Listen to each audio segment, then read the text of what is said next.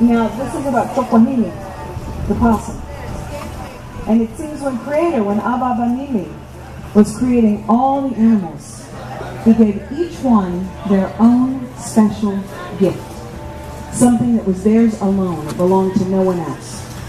To Nita, the bear, he gave size for strength. To Isi, the deer, long legs for speed. Nashova, the wolf, cunning and intelligence. Tukfi, the rabbit, got the long ears so that he could hear danger. Each animal got something that was their very, very own. And Chokwahili, the possum, he got the most beautiful tail in the entire world. It was gorgeous. And he loved this tail. He carried his tail around with him. He carried it over his arm. He showed everyone his tail. Don't you like my tail? Isn't my tail beautiful? He took that tail and he wrapped it around his head. He would go to the dances and the singing, and he would sit next to people and ask them to hold his tail so it didn't get dirty, and tell them how honored they should be that they could touch such a beautiful tail. And needless to say, they began to get a little tired of him. Well, then he did something that was even worse. He began to point out the flaws in their gifts. Oh, Chukfi, to the rabbit.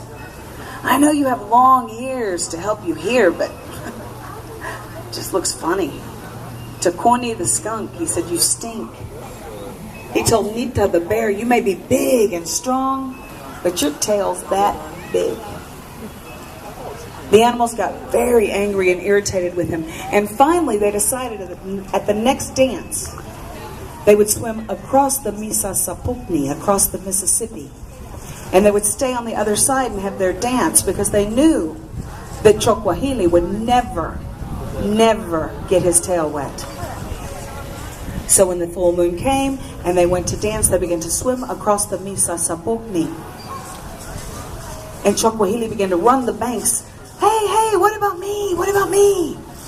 And the animals just pretended they couldn't hear him. They kept swimming. Hey!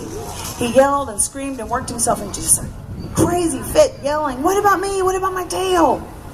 But everybody kept swimming. So finally he comes to the Minko, to the king of the Mississippi, the alligator snapping turtle. And he says to him, Minko, give me a ride. And the Minko says, no. He says, no, I'll do something for you. He says, what would you like me to do for you? And Minko thought about it. And he said, I would like a tail just like yours. Chokwahili said, no problem, okay. We can do that. So Minko carried him across the Misasapukni. And when he got to the other side, you can imagine the animals were very happy to see him. This went on. But each time Chokwahili told the Minko, well, I could get you your tail today. But if you wait until the next dance, I'll have the right herbs, I'll have the right things, then you'll get your tail. For months this went on, back and forth, back and forth.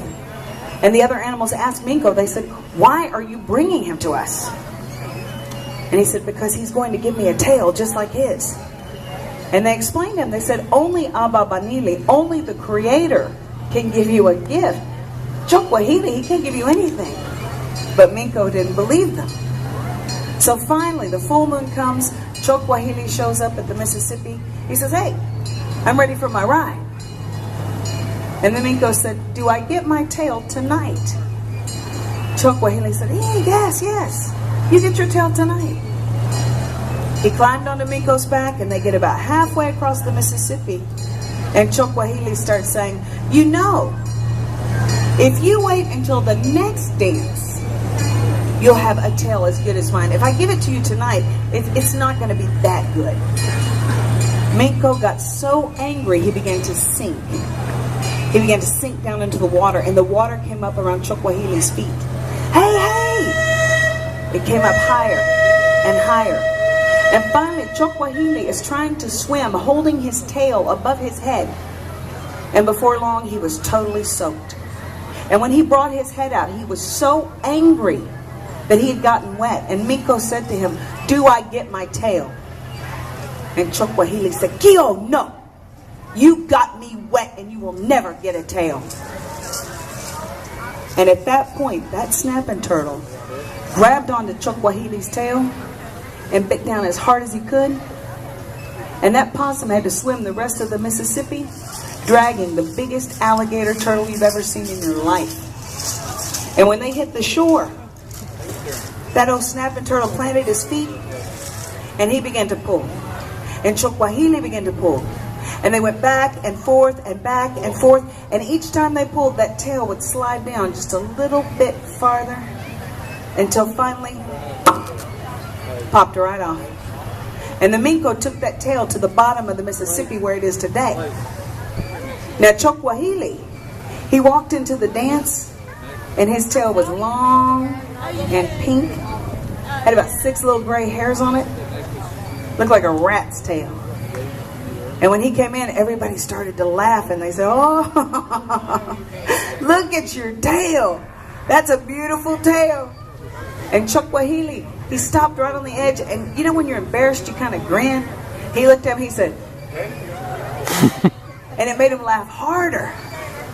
So he started walking towards the wood, and as he got a little closer to the woods, he turned around, he looked, he smiled, and the bear fell over, started crying, laughing, the deer fell over. Finally, Chokwahili got all the way to the edge of the forest, and he turned around again, and he grinned as hard as he could, thinking they'd feel sorry for him. He grinned so hard that his face froze like that. And if you see Chokwahili today, you only see him at night because he's embarrassed about that tail. And he'll still turn and look at you and give a big grin. And that's what happened to Possum's tail. Thank you.